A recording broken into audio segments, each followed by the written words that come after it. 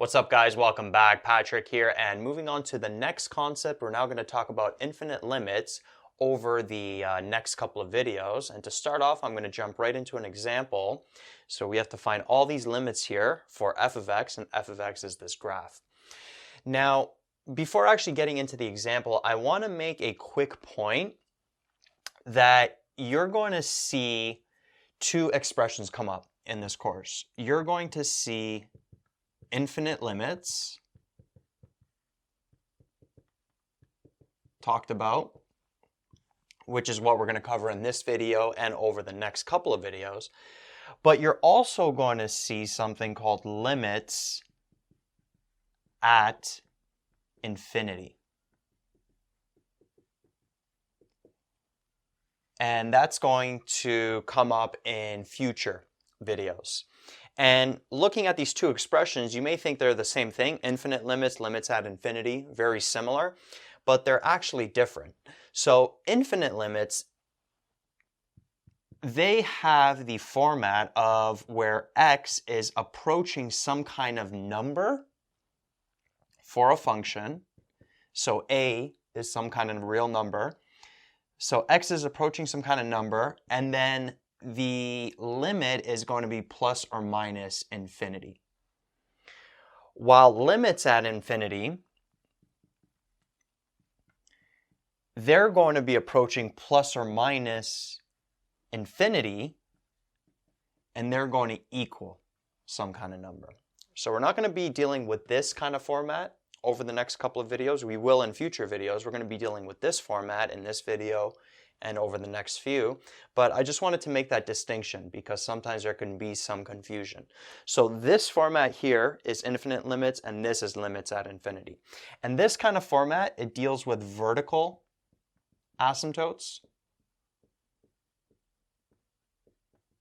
Okay, so this a value here is going to be some kind of vertical asymptote. As you can see from the graph, we got two vertical asymptotes we're going to be dealing with here at -3 and +2. And as you can see, we're going to be approaching -3 and +2.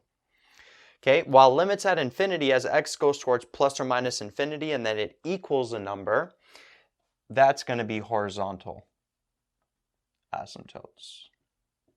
And we will cover those in the future. Right, so just wanted to make that point before we go further. So this video, next couple of videos, we're going to be dealing with infinite limits. Limits at infinity are in that format. It's a different format. It's like the number and the plus or minus infinity are sort of switched. Okay, anyway, so let's get into this. So the first limit we have is we have the limit as x approaches -3, and we have to approach it from the negative side. Remember this exponent, one-sided limit. If there's like a negative in the exponent, it means we're approaching this number, -3, from the negative side, so from the left side. And as we approach -3 from the negative side, notice that all the y values are going towards what?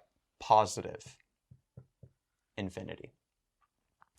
And then as we approach -3 from the positive side, meaning we approach it from the right side, the y values are also approaching positive infinity. And so because the limit is approaching, so if they're asking for the limit as x approaches -3, remember that it has to approach the same value from both sides in order for it to exist. And notice that because it's approaching positive infinity from the left side and from the right side, the general limit as x approaches -3, not from either side, just that overall limit, is also going to be positive infinity. Now, notice that this here, it's a vertical asymptote, as I mentioned. So whenever you get something in this format where you have the limit as x approaches a number of a function and that equals plus or minus infinity, that means that that x equals a line, that is a vertical asymptote. So thought I would make a mention of that as well. Right, so notice as we approach -3, either from the negative side or from the positive side, it equaled plus infinity. And so that means that at x equals -3, there's a vertical asymptote for the function. Now, these here are dealing with positive 2. So notice we have a vertical asymptote over here as well. So let's go through these one by one. So the limit as x approaches 2 from the negative side, what's happening? Well, all the y values are going towards negative infinity. And then as we approach 2 from the positive side, the y values are going towards what? They're going towards positive infinity. So in this case, the limit as x approaches 2, notice this is not a one-sided limit, just the limit as x approaches 2 in general, this here does not exist. Because from the left side, the y values are going towards negative infinity, and then from the right side, the y values are going towards positive infinity. So they're not going towards that same sign, that same, one's going towards negative, the other's going towards positive, so that means it doesn't exist there.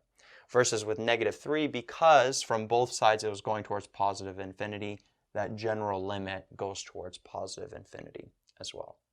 And in the next couple of videos, we'll continue to do more of these types of infinite limits.